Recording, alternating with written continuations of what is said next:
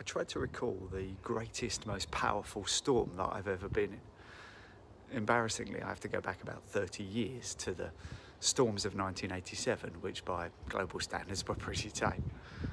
My memories of it: some broken fence panels, the lost income of a morning paper round being missed. It was hardly George Clooney in the film A Perfect Storm, which, if you haven't seen, you should. Not just because it's a good film, but because for the majority of us who've never experienced a severe storm whilst on a boat, it offers just a flavour of what Jesus' followers must have experienced as they crossed Lake Galilee on their journey to the other side. Mark 4 verse 37 tells us this: "A furious squall came up, and the waves broke over the boat, so that it was nearly swamped." Now, the first thing we're met with here is this strange phrase, a furious squall. Now, if you don't know, I didn't know, a squall is defined as a sudden violent gust of wind or a localised storm, especially one that might bring rain or snow or sleet. And immediately, we're given the sense, by definition, that this squall has arrived out of nowhere. As I understand it, it's something that's not uncommon on this lake, Lake Galilee. A violent storm out of nowhere. But hang on a minute, I have to ask, who's on this boat? Aren't some of these guys fishermen? Are you telling me that when Jesus gave the instruction, let's go to the other side, which can only have been a short time before this, that they weren't looking at the skies, at the clouds, and thinking, hang on a minute, Jesus, I'm not sure we should go right now. There's a storm brewing. Now, before we judge them too harshly, let's consider our own walk through life. Could I honestly say that I've never been on a path towards a storm and yet not still carried on going?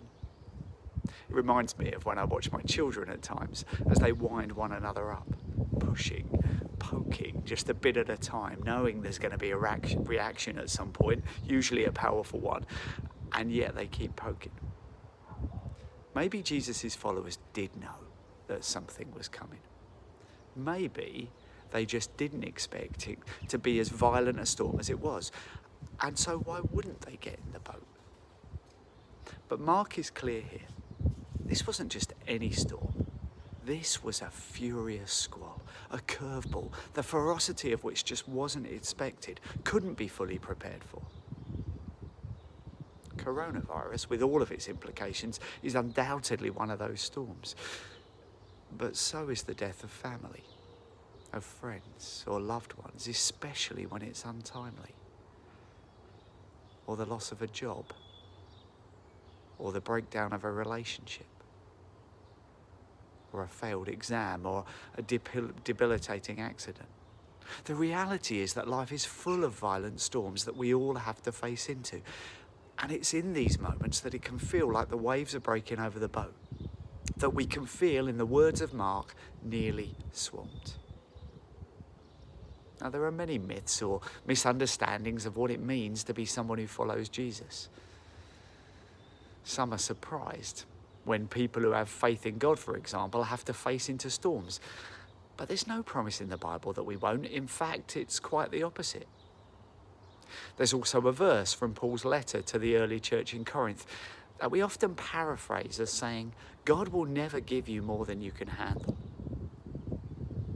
In reality, Paul wasn't really speaking about storms here, but about temptation. And what I believe he was trying to say was that when we're feeling overwhelmed, when the boat is filling with water, we can turn to God. We don't have to, in fact, we shouldn't try to face it on our own. Now, none of this changes the fact that we will still all have storms to face. But what it should change is how we respond to those storms.